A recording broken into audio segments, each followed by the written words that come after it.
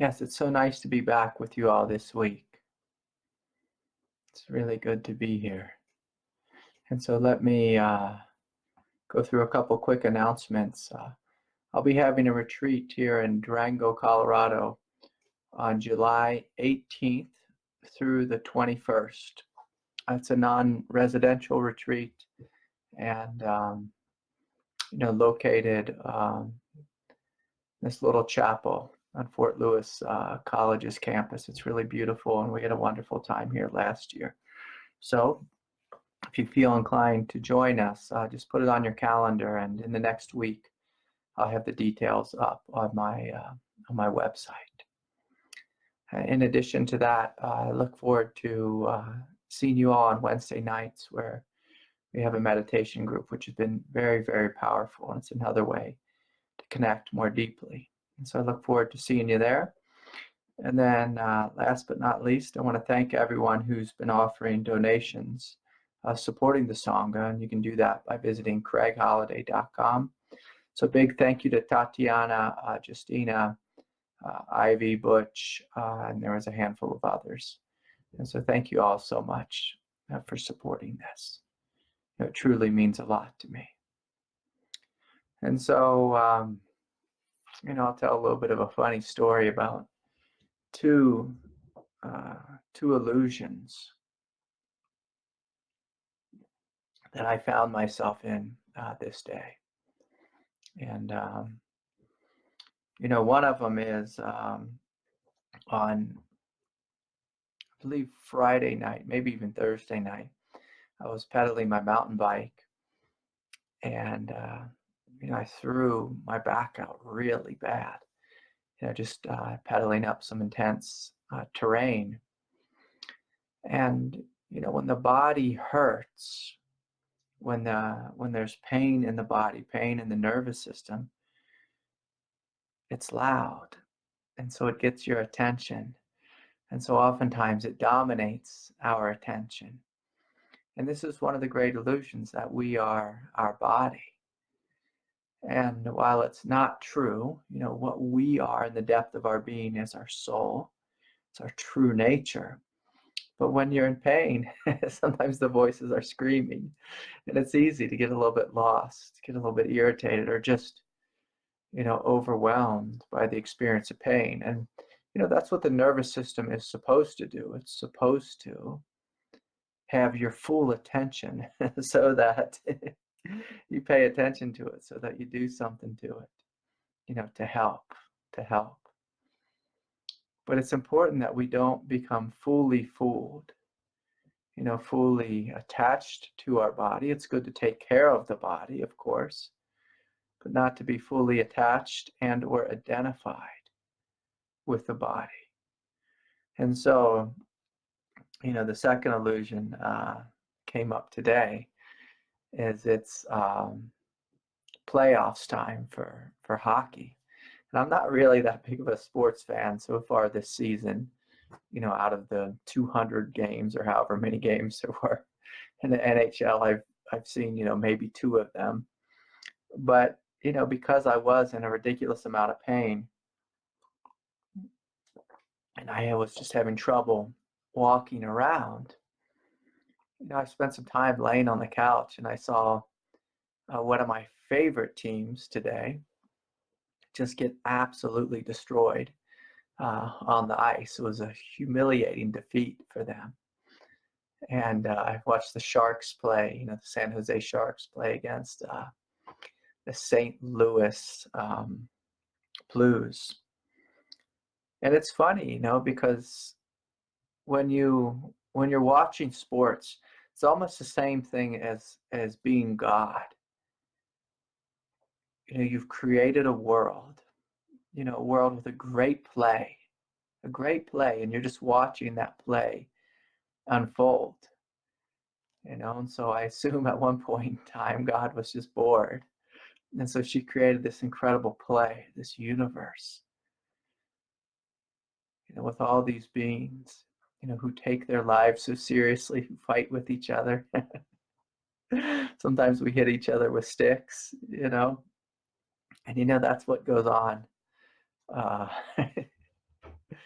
on the ice in hockey is, this whole idea of picking a team and rooting for them and having this thought in your mind that they must win. They must.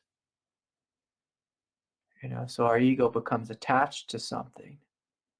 It says, I really want this one outcome. It puts forth this great agenda. I wanted the Sharks to win. And if they lose the playoffs, and the St. Louis Blues go on to face the Boston Bruins, I truly hope the Bruins absolutely crush the Blues. Sorry for any of you St. Louis fans. But see, again, all of this is just a great illusion that we play in our mind. To be honest, I could care less who wins and who loses. But sometimes it's fun. It can be fun. It can be entertaining. And if we're not careful, we can become incredibly lost in these illusions. Sometimes back when I was in college, I can remember visiting a friend at Ohio State. And, that's a big sports college. And, I was there on one of the Friday night football games. And, the team was in from out of town. I have no idea who they were. I wasn't planning on going to the game. But we were out in the streets, after the game. And, we just saw people, fighting in the streets, just beating each other up. There was a point where some cars were overturned, and then the police helicopter circling around. And I just sat there, literally on a street corner with my friend. And I just saw, like, this is crazy. This is absolutely crazy. This is when the ego, takes things too far. We're beating each other up. We're overturning cars. I can also remember I was in Chicago twice when I think back in the 90s or early 2000s, but I think it was back in the 90s. And when, the years of Michael Jordan, and same thing. I went out one night and I was visiting some friends, and we went to a bar because we didn't own a TV. And so we needed to go somewhere to watch the game. And it was just packed in the bar, and it was just such a madhouse. And the Bulls won. And then people went out in the streets and overturned cars, and the riot police came out. All because people took this dream world. They took it too seriously.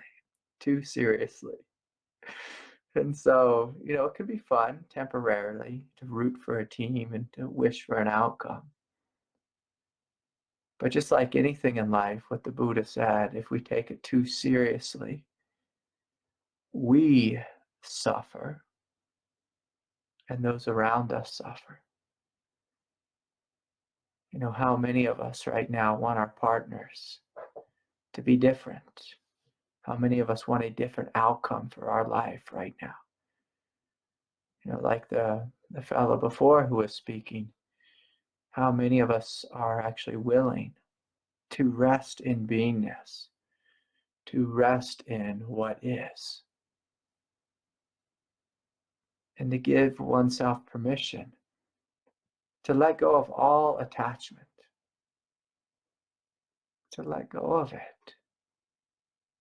And this starts through not taking it so seriously, not identifying so fully with your mind, with your team, with your agenda, with your story, with whatever it is. If we over-identify, we greatly suffer, greatly suffer. I will say this too, because the truth is paradoxical. If we under-identify and ignore the body completely, just like the Buddha discovered, then we really start to suffer again. So if we over-identify, we suffer. And if we under-identify, if we don't take care of our home, take care of this body temple, if we don't take care of our mind, our psyche, our emotional heart, we greatly suffer. And so we must find this middle path of learning. How can I love myself fully? Be connected with this spacious presence of what isness, which is the true space of this thing we call the mind.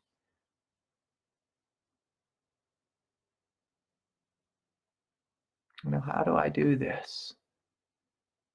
How do I let go of my attachments and step into freedom? And yet simultaneously gently love myself and others, those who I share this planet with. How do I do this? And so this is a path of unhooking from the mind, unhooking from our thoughts, unhooking from our agendas, unhooking from the things we want so dearly, and then stepping into the silent truth, which is eternally here.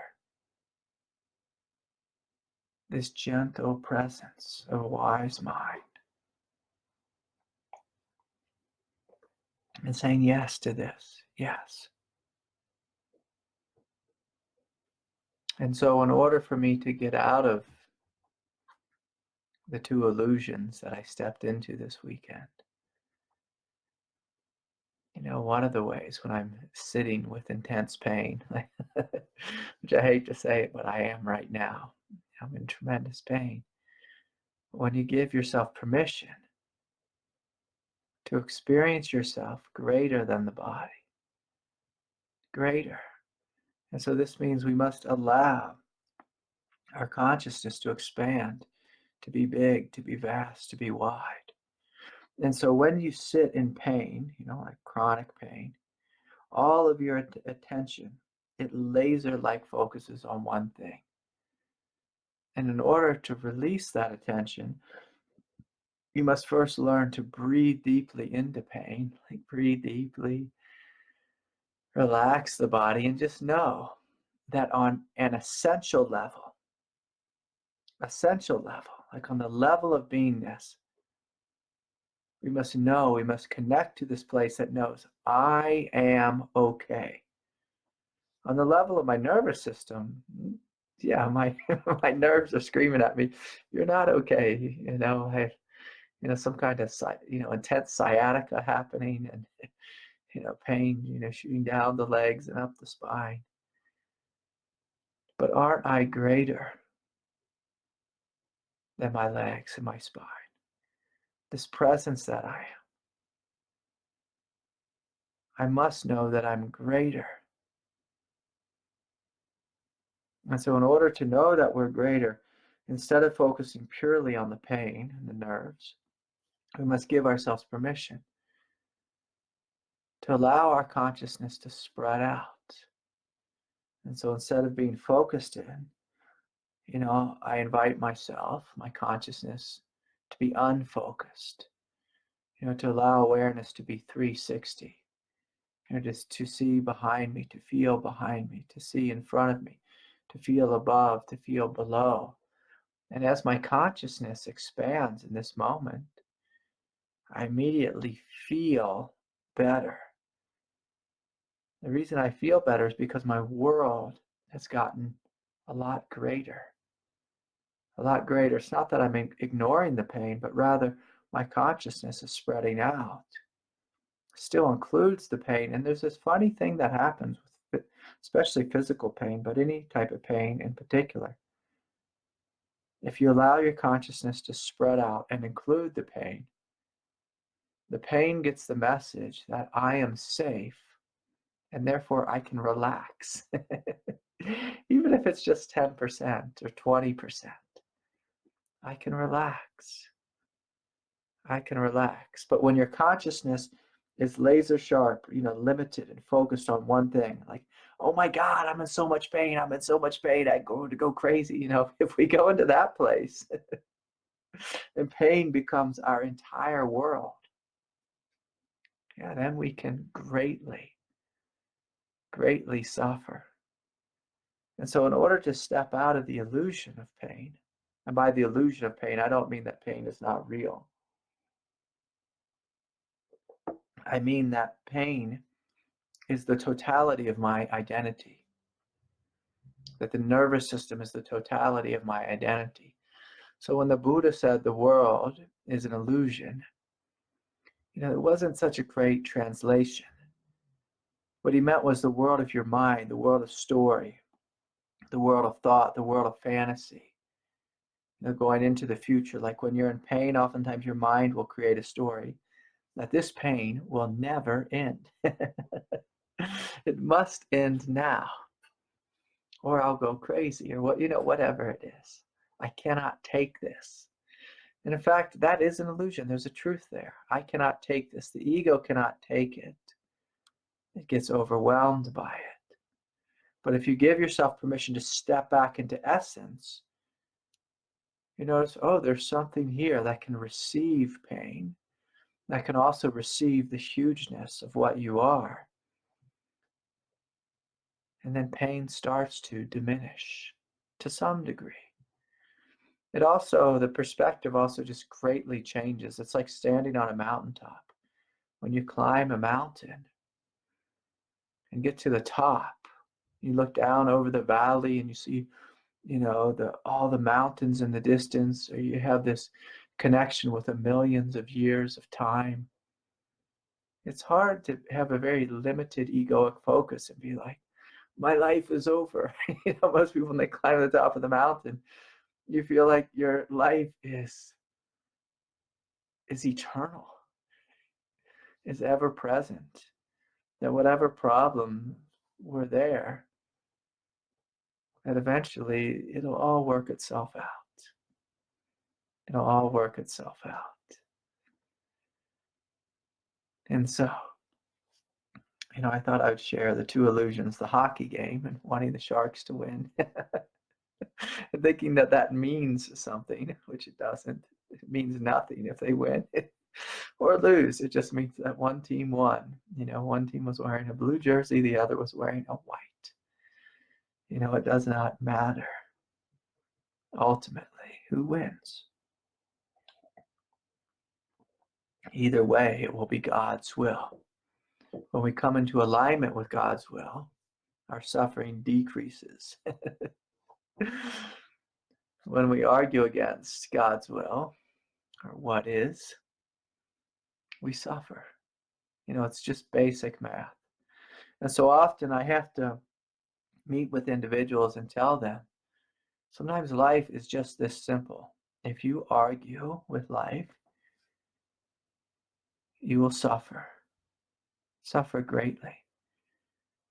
To the extent that you argue is to the extent that you will suffer greatly. To the extent that you let go, is to the extent that you will experience greater freedom, greater love, greater happiness, greater joy, even in the midst of chronic pain. And I'm someone who, I'm not the kind of teacher who's just taught from a lotus, flower, sitting on a lotus cushion or whatever it is that great gurus sit on. I'm someone who's been, is either blessed or cursed with chronic pain for most of my adult life. So I'm just not making things up here. So anyways, sometimes spiritual teachings can come off as a little flowery.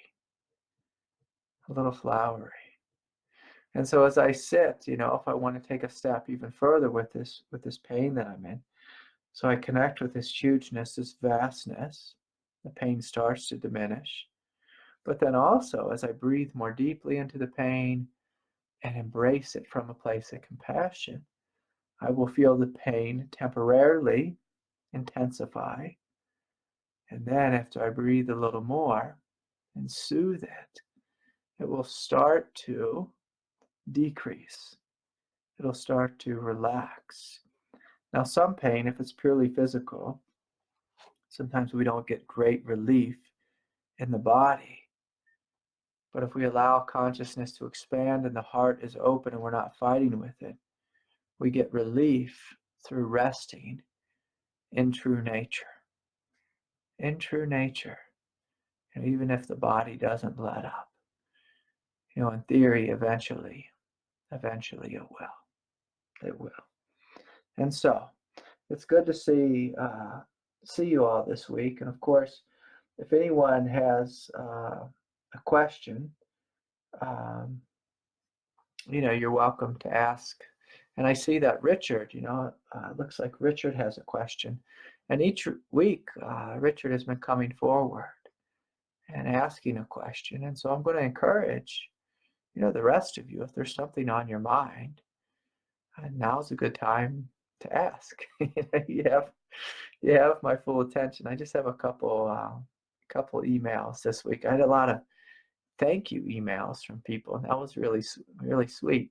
People just writing to say, hey, thank you for your work and your sharing, and so that's really kind.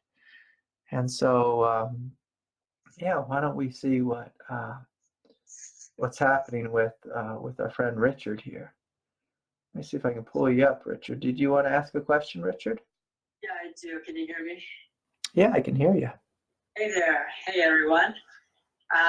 So, Craig, I'd like to hear you talk to us a little bit about, from this non-dual perspective, what it means to have a personal relationship with God, but then also within that relationship to be in a kind of joyful co-creativity with God in the moment. Yeah, that's actually a beautiful question, Richard. Thank you. So is basically, can you speak about having a non-dual relationship with a personal God? And secondarily, can you speak about having a co-creative relationship with God? Yeah, that's exactly it. Okay, beautiful. Okay, good. And so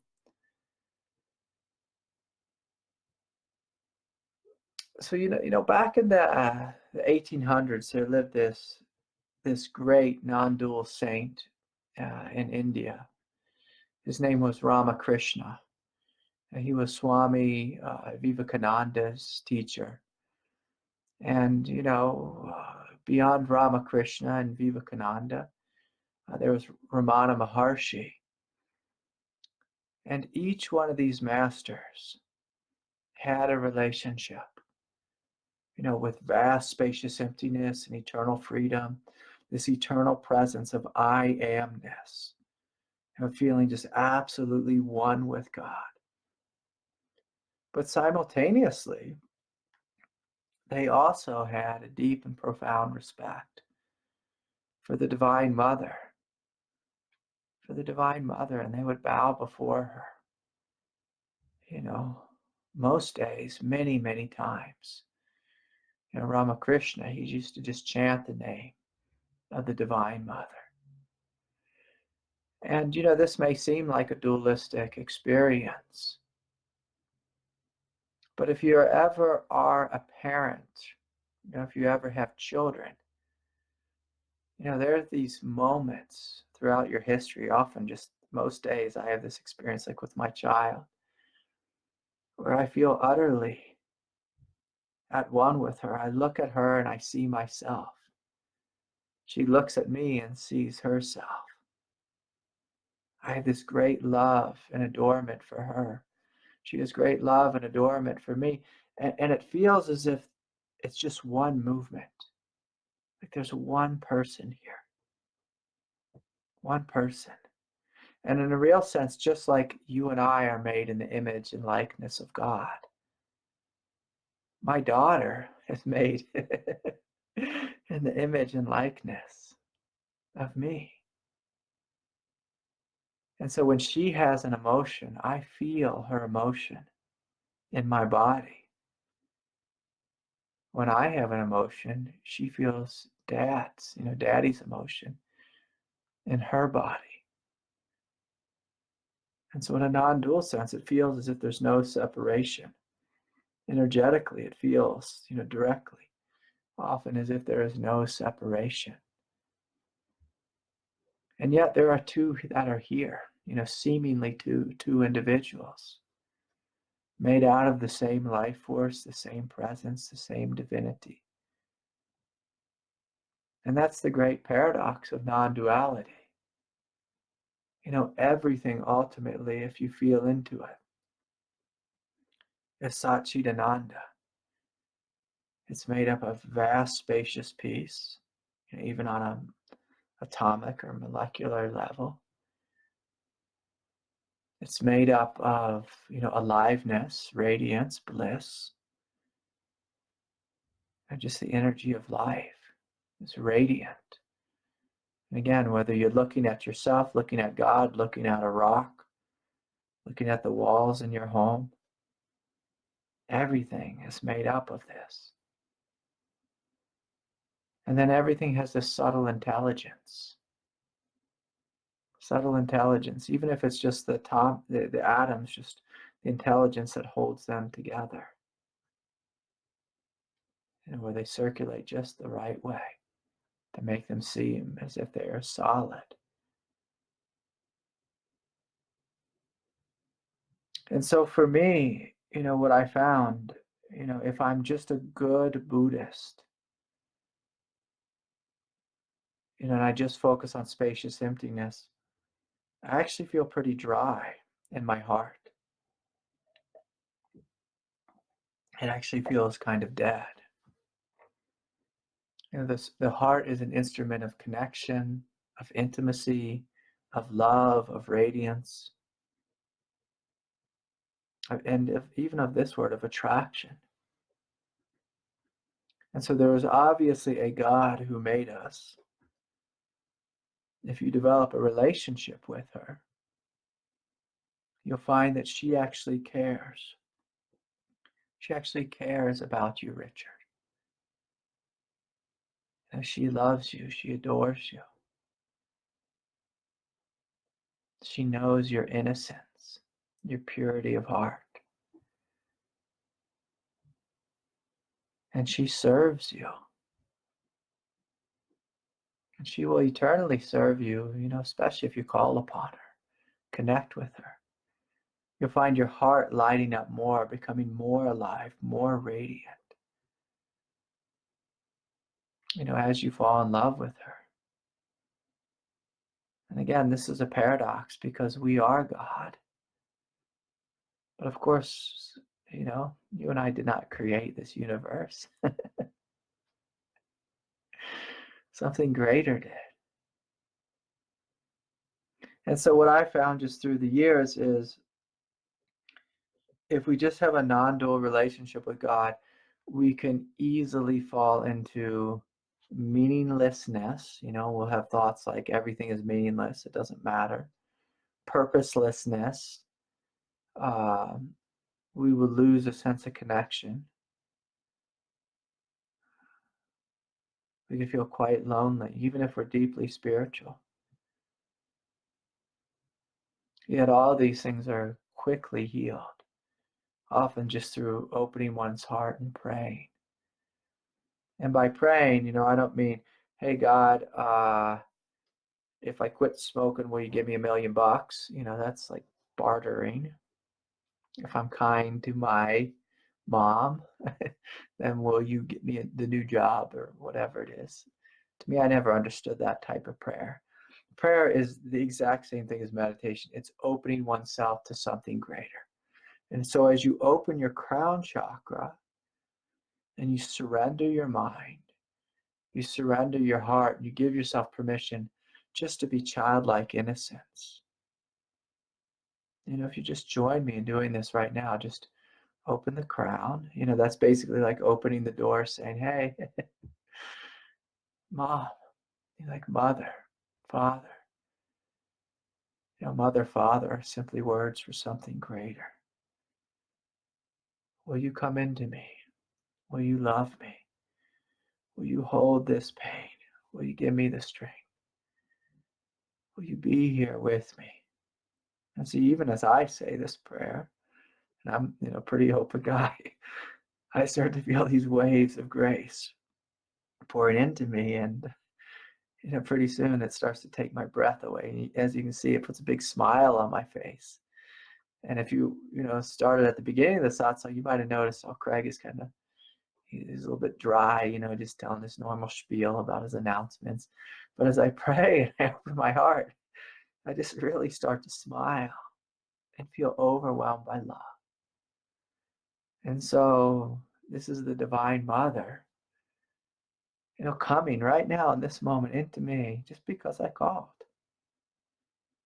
In the same way, like if my daughter calls, I go in the other room and I say, sweetie, how can I help you? Do you need a glass of water? You need a little something to eat? Can I help? You want to sit here and let, Daddy read you another book? Or, the Divine Mother is the same. When you call upon her, she starts to flood into you. Now, some people, they have a strong skeptic, or they have some, intense sense of independence. And some people actually suffer from trauma. And the ego does this funny thing is when we've been traumatized, we normally just close the door off to trusting anyone or anything greater than ourselves. Because normally we are traumatized when we are open, when we are quote unquote vulnerable, and something greater took advantage of us. And by something greater, I normally mean a bigger ego, took advantage of us, or a hurting ego took advantage of us. And so unfortunately, when a lot of people have been traumatized, they close real intensely in their throat. They close the crown. They basically put a shield, an egoic shield around them and say, just no. No. No. If you ever met somebody, they just say no to everything. And, there's a sadness there. There's a hurt there. And so, what's important if, any of you listening are one of those individuals, it's important to learn to soothe the body and love the body first. Because when you soothe the body and you soothe the nervous system, it helps the nervous system to relax. If the egoic nervous system is relaxed, it is able to begin to trust. It's able to begin, to open the crown and the mind and the throat and the heart. But if the nervous system is like this, whether it's conscious or unconscious, trust, it doesn't really work. We have to soothe first in order to trust. Okay, and so let me see if I can get back to your question. So your question was, if there is a personal God, how do we co-create with her? And so back before, a couple moments ago, I said that you, Richard, were made in the image and likeness of God. And so by this, God is vast, spacious, and empty. That's the nature of your mind, of your consciousness. God is also loving and radiant. This is the nature of your heart. God is also eternal strength and indestructibility. This is the nature of your soul. You experience this deep in the hara, but just throughout your form, if you start to wake up to this. And if you haven't noticed, God is an incredible creator. Richard, you live in Colorado, and so God has made vast blue skies, huge mountains. God has made, sun and rain. And today, and mid-May, we're I don't know how it is up there in Denver, but down here in Durango, it's freezing, which is, so God knows how to make cold. God knows how to make heat. God knows how to make, trillions upon trillions of life forms, worlds, and realms. And because you were made in the image and likeness of God, you too have been given the power to co-create. You too. And so the way we co-create is through, a couple of forces. There's the true heart, which is the way I recommend to co-create. You feel into your heart and you ask, what's true? What is my highest? and you start to walk in that direction. You envision that in your mind. You smile in your emotional heart. Say, yes, I want more of this. And what you begin to find is that like attracts like. So there's a truth to this. Now, some people, like the people who wrote The Secret and this and that, they take it a little too far, and they act like this is like the ultimate law. Whatever you think becomes true. And of course, if that was the case, if the guy who I cut off in traffic hated my guts and wanted me dead, I wouldn't exist. So, of course, our minds are not 100% powerful, in that way. That would be an absolute disaster, especially people's egoic minds and the people that wish harm upon others. We'd all be dead. And we'd all be killers too, because we have egos that sometimes aren't polite, aren't kind, aren't loving. There's a time and a place for an ego, but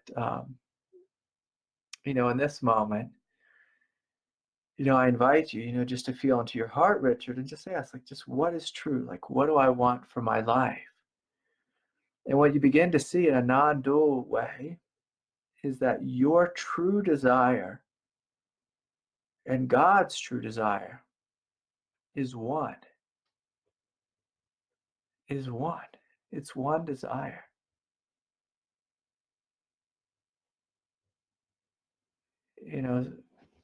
Some people may think, well, like when I grow up, I want to be a fireman or whatever, spiritual teacher or whatever. It's like, why is that? Like, why would you want to be a fireman? Why would you want to play with fire? Because there's something good in your heart that wants to be of service. There's something good as God, and it's simply manifesting, as a fireman or firewoman. And so when you honor this, you live a life that is happy and joyful. When you have a different desire, like I want to make $1 million, and it's just self-serving, you may make $1 million, but you'll find yourself greatly suffering. And you suffer because you've stepped outside of the non-dual relationship with God, the non-dual relationship with truth. There's one truth. And so the spiritual path, we're wanting God to give birth in us as us. This is what true spiritual awakening is God giving birth in us as us. And then eventually you find that all the voices in your head disappear, and there's one voice, the voice of truth, the voice of God in you as you. It's quite refreshing, instead of having 10 different voices arguing and fighting with themselves. And so, because we're given the power of creation, we can create from ego. And there's some people who, for me, I see that they're creating from ego, but that's a step forward for them. Probably in a previous incarnation, they didn't have a strong ego. They probably didn't have a strong sense of self. And so they were disempowered. They were victimized. And so this incarnation, they were given a strong ego, strong manifestation skill. And so they envisioned, I want to be the sales manager or whatever it is. And that was a huge step forward for them. Like, for example, my father, he was an orphan and terribly traumatic life. And, he just really built up his ego and wanted to become a sales manager. And then, he worked for Xerox, and, he eventually, and then like Toshiba and Kodak, and eventually he was like the national sales manager and made lots of money and was very, very successful. And so that helped him rise above being a victim, a victim of life financially, but it didn't actually help him heal his wounds. And so he treated that with alcohol, and of course that didn't help. Didn't help. And so, it's so important that when we look at co-creation, it's just like with anything on the path, from where am I trying to live this path?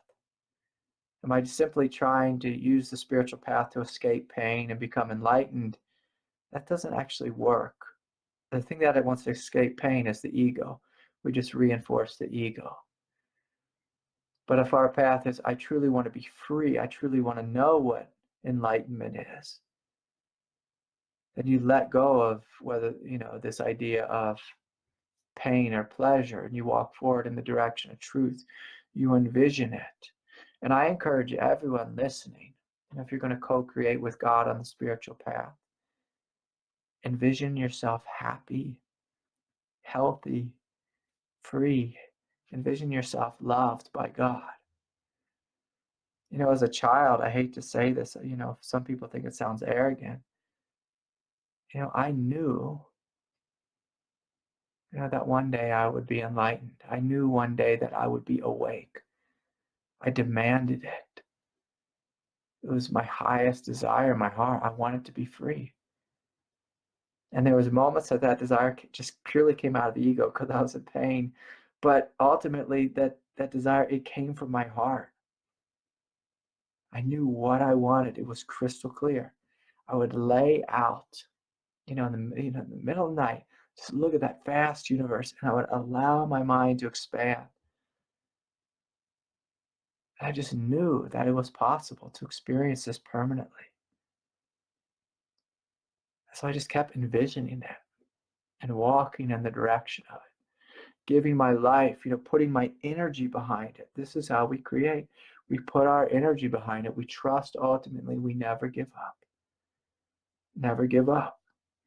Now, if I had the desire to be an NBA athlete, probably not going to happen. It's not a true desire. I don't really care. And to be honest, I love hockey, but it's just not, it's not really a high desire. It's just kind of fun. Gliding across the ice, it just feels kind of free. And I love the intensity of it, but it's, it's kind of fun, just like mountain biking or rock climbing or whatever else it is I do. It's kind of fun, but it's not the ultimate. And so I want the ultimate to be here always. So I envision it. I step into it. I walk in its direction. If I lose touch with it, call upon God and say, hey, can you help a brother out? I've become lost, confused. Can you help me out? And a beautiful thing happens. She gently steers me in the direction of truth. Because she loves me. She loves each and every one of us. She cares. And that's such a touching thing to realize about God is she does care. She does love us. And I can feel, some people asking, well, why is the world so difficult and painful? It's not because she doesn't care. It's because we live in an evolutionary universe. If you want to live a life that's pain-free, well, when you go to heaven, I'll see you there and we'll all be pain-free. But here on earth, we grow. And it's an evolutionary world. There's a thing called pain. Like it or not, that's the realm we're in. That's the manifestation that God has created. And we all find ourselves in. We all find ourselves in. And you argue with it, you suffer. If you find your true desire, which is God's desire, and walk in that direction, you find great freedom. And sometimes freedom means you work really hard. And by that I mean, I don't have an easy life in any way, but I do experience great freedom.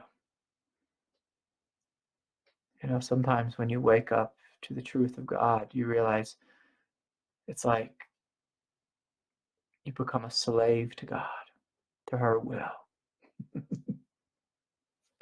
You become her servant, but there's freedom in that, incredible freedom. Most of us think we have freedom when we give in to our egoic desire, and that's just a recipe for hell. So anyways, all kinds of stuff there. Let's see. This one was that helpful, Richard? Yeah, good. I'm glad.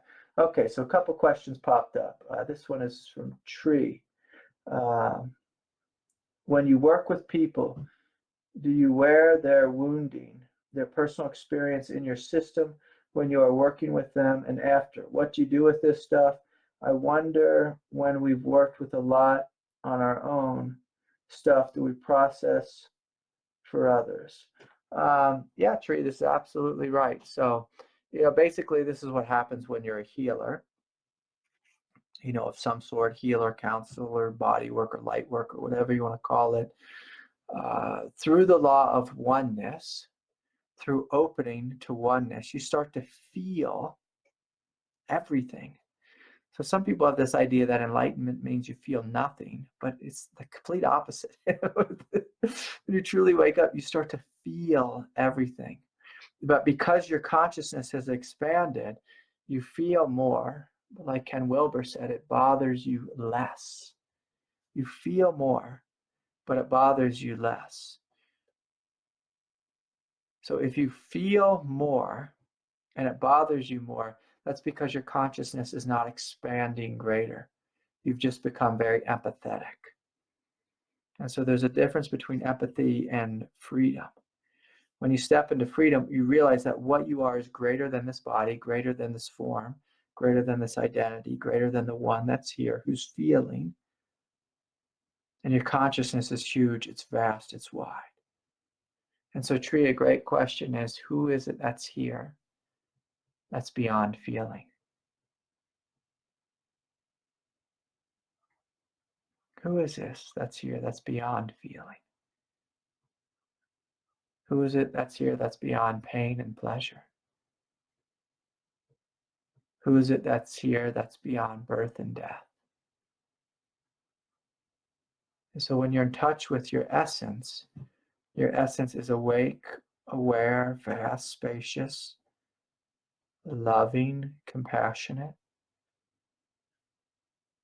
And it's this manifest compassion that wants to serve and heal and work with others. And so if you find yourself overwhelmed, by other people's energy, it normally means, just on a practical level, as a healer, you're probably seeing too many people. That's one option. Or you're not connected with the hugeness of what you are. So it's either one of those or both. Normally it's both. But, so as healers, we have to make sure we take care of ourselves. Sometimes healers have this wounded heart, and we tend to just overgive, overserve, because we get value from serving. We think we'll be more loved the more we show up. But you want to make sure that first and foremost, you love yourself fully before, during, and after you go to work. Before, during, and after. And if you lose your job, that you are completely and utterly of value. When I first started teaching, I live in this teeny little mountain town, and I wasn't connected to anyone, and I was very shy, and I didn't market for myself. And so it took me a long time for people to find me. Now I'm so overwhelmed with work, I can't even keep up. But in the beginning, I noticed there was a tinge of unworthiness within my consciousness, where because I wasn't making enough to support myself and there wasn't many people coming, I took it personally. But pretty soon, as I fell more and more in love with my own self, my own divinity, then I realized I'm happy if no one shows up.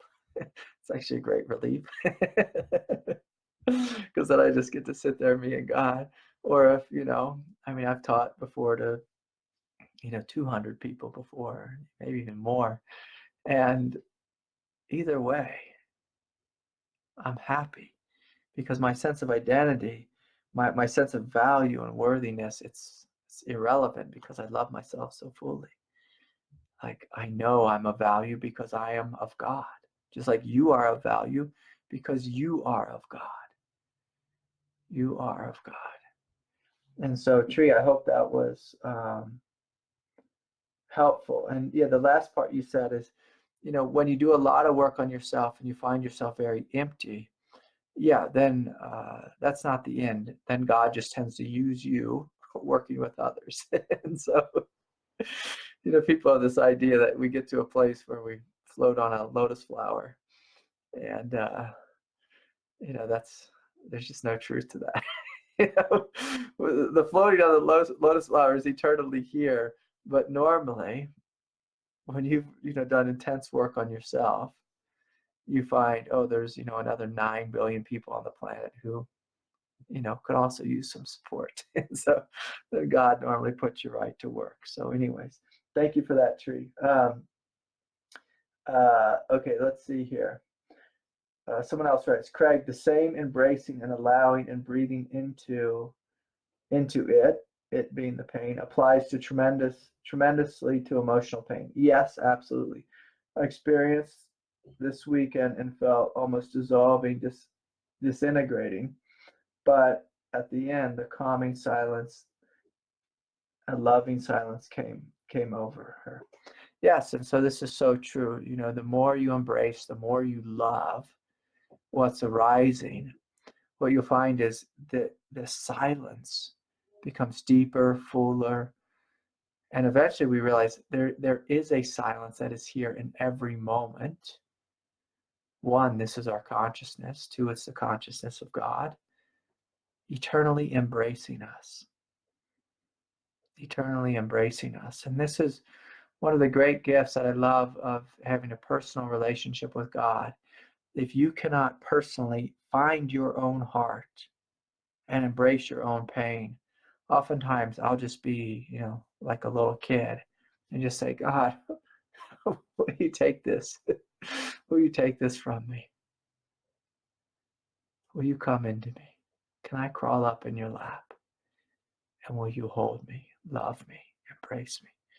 Will you do my path for me? And talk about co-creation. When you give your path over to God and just let her do it in you, as you, through you, it doesn't feel like you're doing anything.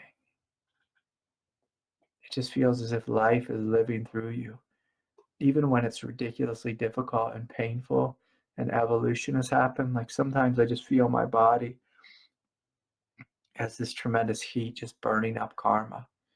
Whether it's my karma, my ancestors' karma, my brother's karma, my daughter's, it doesn't even matter. I just feel the fire burning. And there's a silent knowing that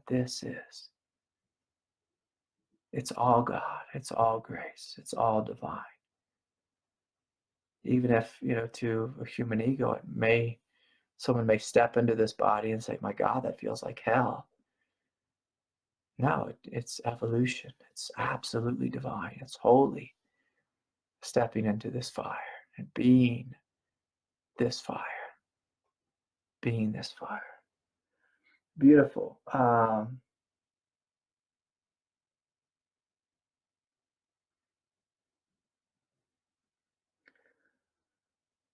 Okay, good. Let me see. Okay, so I have a couple more questions here. Let me see if I can get to them. This one is from Anna in Australia. She just wanted to share this during satsang to see if it would serve anyone. She just wanted to thank you, I guess that's me, for taking the time to answer my question. It's a very amazing area to explore when it presents itself and shows up all the ways I subtly give away my power to others in order to feel safe, which isn't true safety anyway.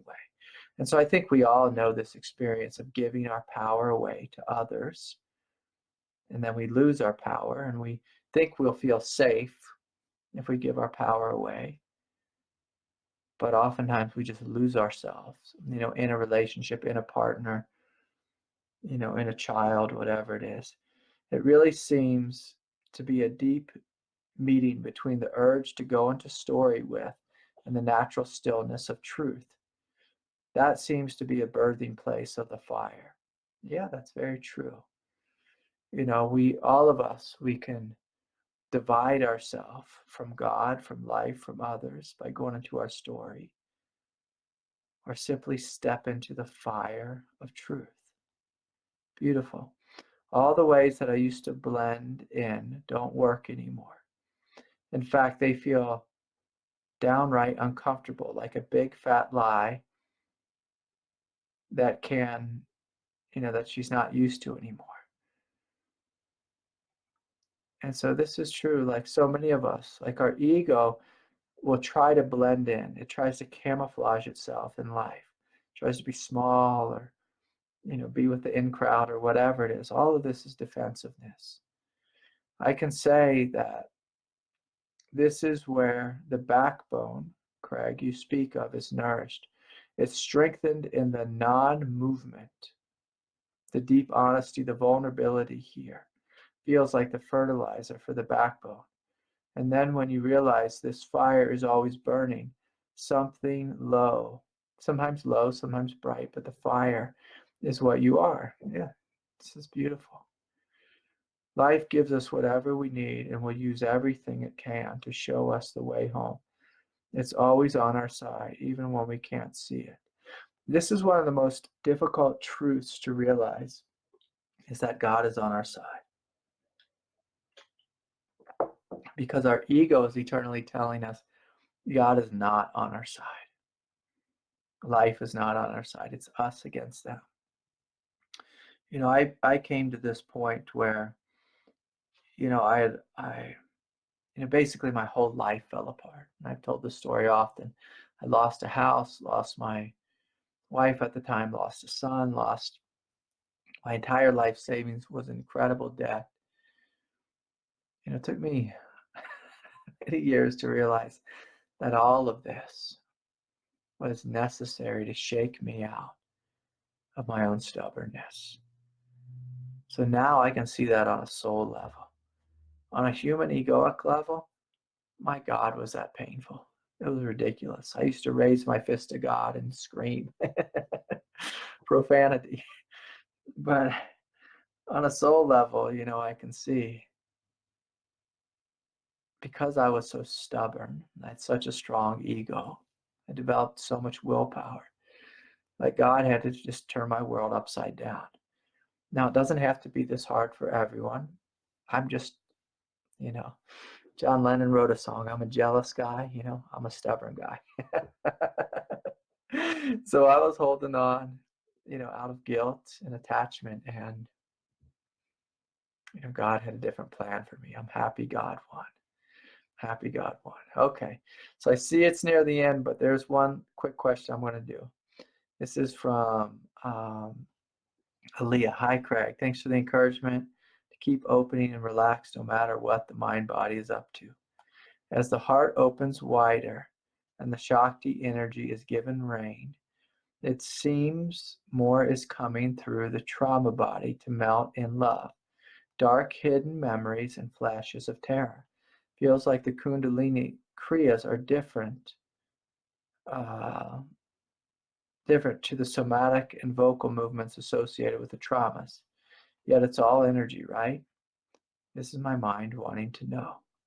And she writes, haha. Yeah, so listen, Leah, I mean, the work is the same. Whether we have trauma in us, whether it's old karma, whether it's kundalini moving through us and making these kriyas, it's all the same opening. We open, we meet it with love. So sometimes when we're opening to trauma, you'll find tears come and your body may moan, a certain way. It may make these strange faces, and just, as we're releasing, the somatic memories and the cellular memories in the body. This is good. You open, you meet it with love, and you let go. With kundalini, it can be interesting. Sometimes there could be strange, bizarre sounds can come out of us. A lot of the very, like the root sounds, the seed syllables, that are spoken about in Sanskrit, like the Om. There was times when I was sitting and having kundalini kriyas, and I would just start oming spontaneously. In fact, I couldn't even stop it. It was quite bizarre, weird. But, then there would be, a different divine tone that would come, and then a deep guttural tone that would come with the kundalini kriyas. And so, yes, these were different than, the sounds that would come of just me like wailing when I was releasing trauma, and so absolutely. Kundalini can be, quite interesting, can force the body into asanas spontaneously. It can send it into, the eyes can roll back in the head. we can, do these strange mudras can come forward, and incredible pranayama breaths can come forward spontaneously. And so I always found it, just beautiful to see that my body was naturally doing this, like from the depth of the universe was coming the sound of Om or some other seed syllable, or, my hands were spontaneously going into mudras, and it was all just, like my hands would get stuck, and to mudra, and I'd go into spontaneous asanas. It was all quite wild and bizarre, and occasionally, I'll still do that. But now I just go into states of samadhi, which are kind of fun. And so anyways, a big thank you to everyone who joined. And, it's just really nice, to be with you all this evening. I just want to say hi to, let's see who's here, Shauna and Jay and Chad and Tatiana. Let's see who else, Justina, Connor, Julie, Lisa, Robert, of course, Richard and Dawn. Hello to y'all, if I missed anyone. Marianne, I see you there, yeah. Lisa, Butch, and Imani. Yeah, so many folks. And Neil over in Dublin, Ireland. Kate West and Suzanne. Thank you, Suzanne, for taking good care of us here and putting it all together. Hello to Ivy out there in Los Angeles. Yeah, and Brett. Yeah, and Tabula Rasa. So Bill. Yeah, so many folks. So anyway, so good to see y'all. Big heartfelt thanks and love to you. If you want to make a donation, visit craigholiday.com. If you want to join us on retreat, put it on your calendar. July 18th through the 21st in Durango. And we'll have details coming up on the website sometime, hopefully later this week. And also, we look forward to seeing you Wednesday nights for meditation, 7 p.m. So may peace be with you all, and have a wonderful night.